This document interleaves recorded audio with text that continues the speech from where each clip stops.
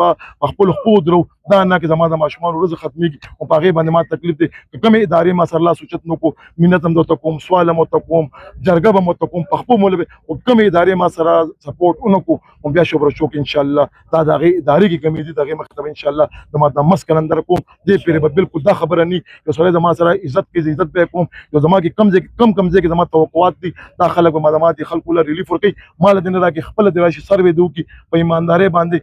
صدر صاحب څه به وایي دا دومره غټه حادثه وشوه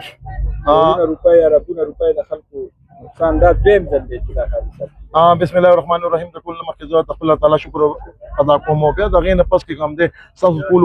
مرګور سره د کوم نه شکریا ادا کوم تفیم میدان دویم نه د درېمه پیره شو او دا د درې پیرو کې د ټول کې سیوا تبعی کې کوم د غتیو کا او هغه وجه دا وا کې کله نو کله کې کوم هغه د دغه ته شدت نو کې سمره او د دې شدت دی او دغه دا کې دغه د مین بازار دغه نه علاوه کې کوم زموږ د نور دکانونه دي دا ټول مکمل جمع کړي او دا دې وخت ته بازاري کې کومه دا هغه تعاملي دا دلته زموږ ټول مشران ناغل ټول مشران مو کتون تی پیره د دې بازار کې په حال دي او دې کې زموږ ډي سي سي راغلي وا زموږ ډي سي سره رابطه کې وازا غیتم تا ویم زموږ ام پی اے ام ان اس تم تا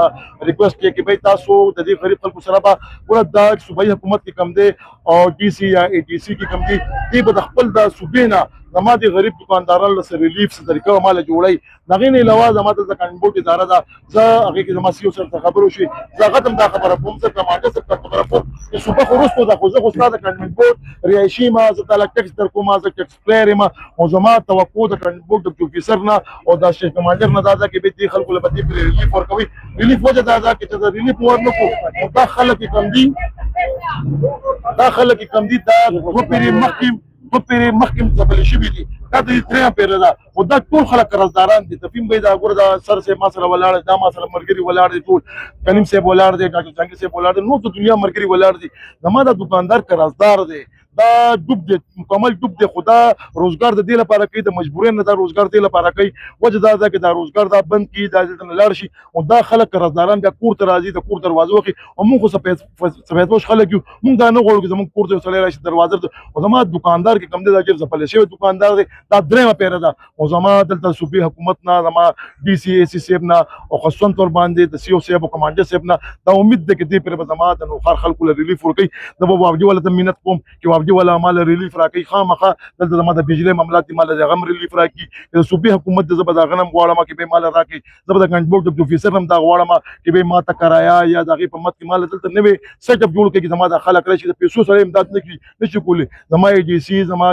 ډیپټي کمشنر کې کم دي زما دا غنم دا توقع ده چې به تاسو سره دنیا فندونه پراته دي د سړکونو لپاره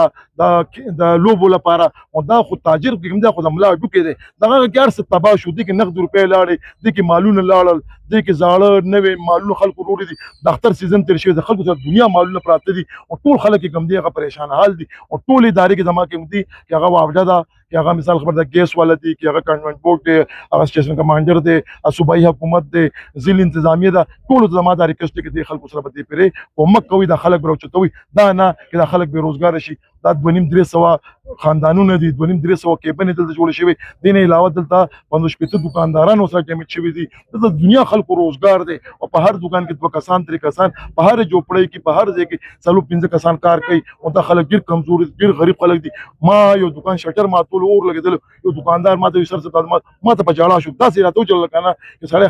زيتړي مور مړ شي